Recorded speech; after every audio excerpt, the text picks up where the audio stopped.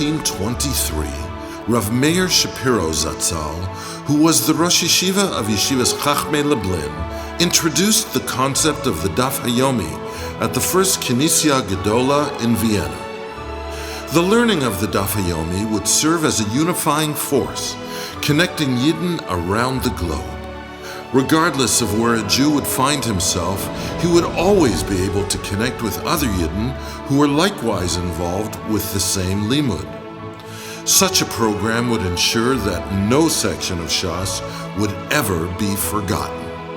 Arriving in Toronto in 1927, Rav Meir Shapiro brought with him his fire.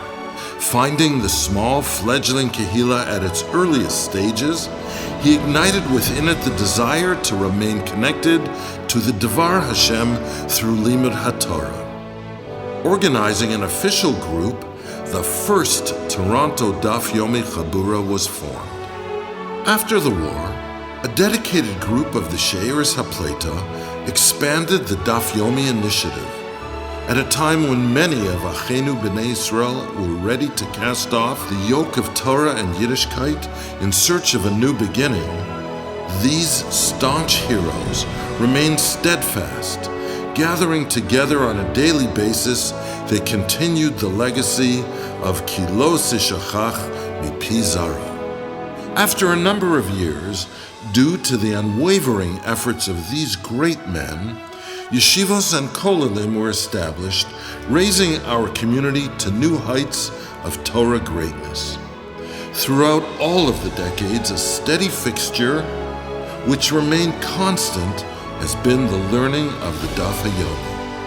Whether in the skyscrapers of Toronto's financial district, or in the shuls and batei medrash throughout our city, Daf Yomi Shiurim continue to remain one of our city's gems. Tonight, we come together and celebrate our Kehila's greatest achievement, the everlasting commitment to Limud HaTorah for each and every Jew.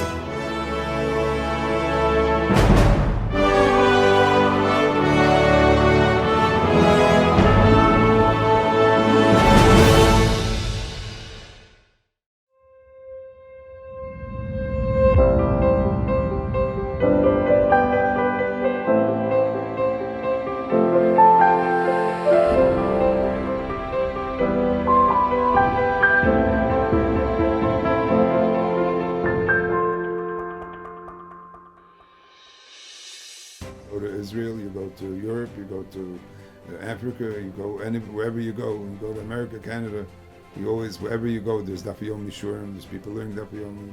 So I think Daf Yomi changed the whole world. When you're learning Daf Yomi, there's a certain kind of unity that everybody gets together, camaraderie that develops, and everybody was doing it, and we said, hey, why can't we do it? You have to really structure your time very carefully in order to give a Daf Yomi shir, because you never know, the day before you're going to give it, exactly what to expect, what's going to be on the page. Chiddush of Rav Meir Lublin, who was given the credit for Daf Yomi, was not to learn a daf a day. That was not a chiddush. The chiddush was he understood the psychology of people, that if everybody would learn the same daf and have to follow a schedule, then the feeling we want to be up to the schedule would push people along. And I've seen that. I had seen it in front of me. We fall behind, so we have to catch up. Catch up to what? To the schedule, which is a worldwide schedule. Our Maggid Shir, Rabbi Bergman, was away on vacation, and we were determined not to miss. He got up 6 o'clock in the morning, got into his car, and did the shir by phone.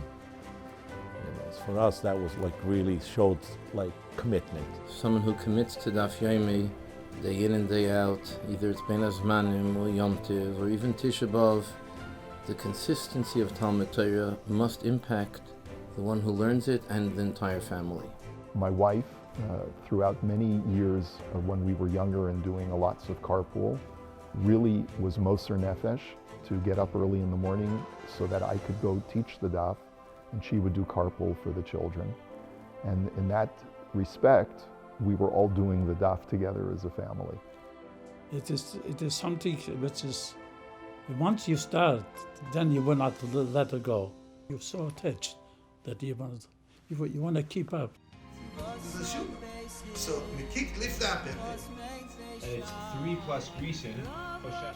Rabbi said another thing. This is what's going to be called the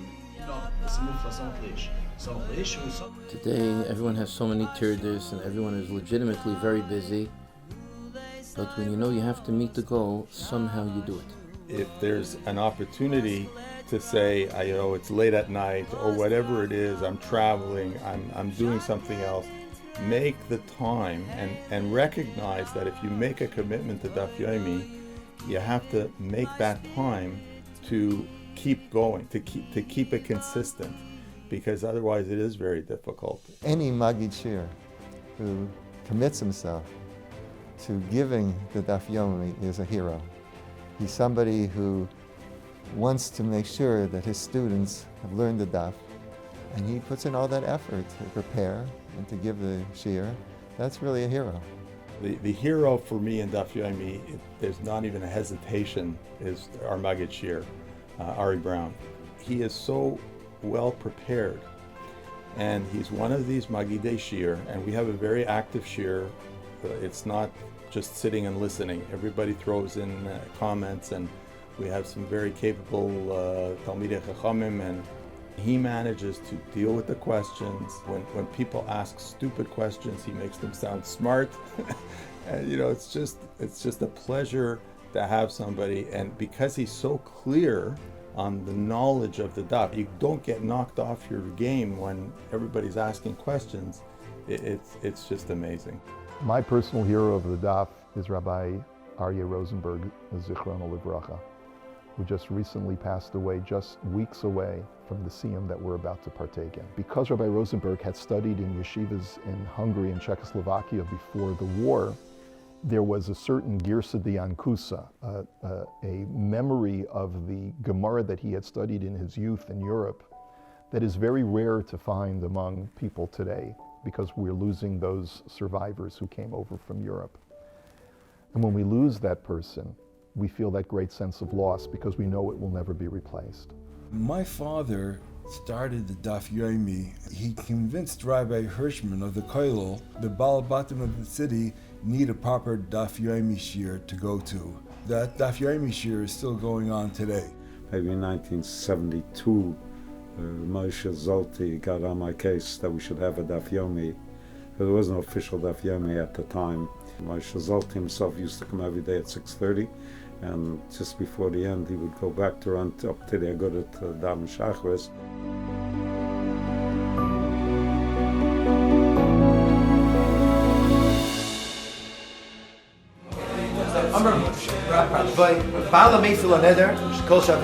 So the question was, then what she's a gazela? There's no question that when a person immerses themselves in Torah Shabbal Peh, into this portion of Torah knowledge on a daily basis, their mind is occupied by this for the entire day, on some level, whether conscious or subconscious. And it really does affect the way that a person thinks, the way a person approaches life, and hopefully it raises the level of a person's both ethical and moral behavior over the course of an entire day.